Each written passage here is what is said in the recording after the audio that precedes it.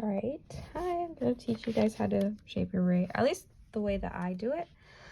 So when you have your braid, I'm pretty sure I posted it already, but when you have your braid, this insignia, or at least like the part that doesn't have the flap, it's kind of gonna go like this. So this would go over your left eye. It should be about a finger above your eyebrow.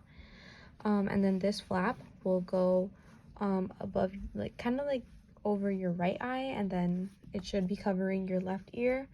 I believe it should cover at least the top part of your ear, and then the maximum is like half of your ear, I believe. And so usually when you get your braid, probably a lot of you have it like flat all the way down like this. Well, I don't know why mine's kind of oval. So you're gonna take your beret, you're gonna wet, maybe if you have a spray bottle, I think it'll be better, but you would wet like this part and kind of all around. You don't have to completely wet it if you don't want to. I mean, it would probably take a lot of time, especially if maybe you're doing this the day before inspection, which I do not suggest. Please do not wait till the last minute. But if you do, don't try and wet the whole thing because it's not going to dry. So you would wet this part all around, and then say it's flat like this.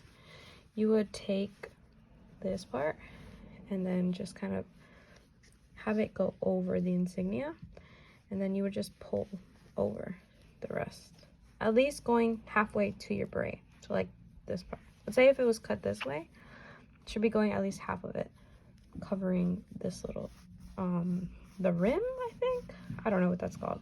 So it would be covering this part, and then it would look like this. I don't know if you can see it. And then you would just take the middle and you would push it down. So push it down, and then it should kind of be the same height as the flap that you have here. So it'll be like this, and then it'll look like a hot dog in the middle, at least that's what I think it looks like. So yeah, like a hot dog.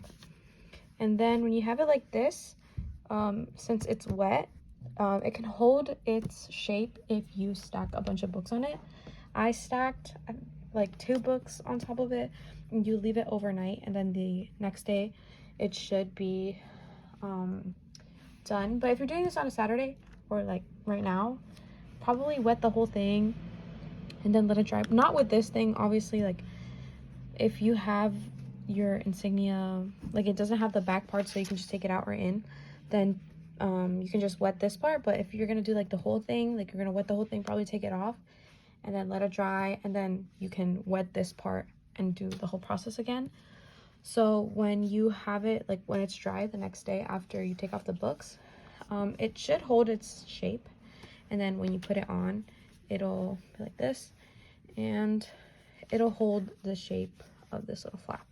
So it should be like this. Like if somebody was looking at you, it should kind of look like this. The little flap would be going over your insignia and over your ear. It should cover your right ear. And if you have the little strings in the back, you can tie it to make sure. I don't have the string, I don't know why, but you can tie it and then cut off the excess string. And usually they have like a little tab thing here. You can just write your name on it in case you lose it. So please don't lose it though, because you probably have to pay for it if you lose it, and it's not cheap. So yeah, if you have any questions, you can let me know about any part of the uniform. This is just the way I do it. Of course, if it's still too complicated, maybe you can find a different way to do it, but that's just how I do it. So good luck, guys. And if you like feel like you really can't do it, then maybe like after your first inspection, you can let me know, and then I'll try and do it for you. So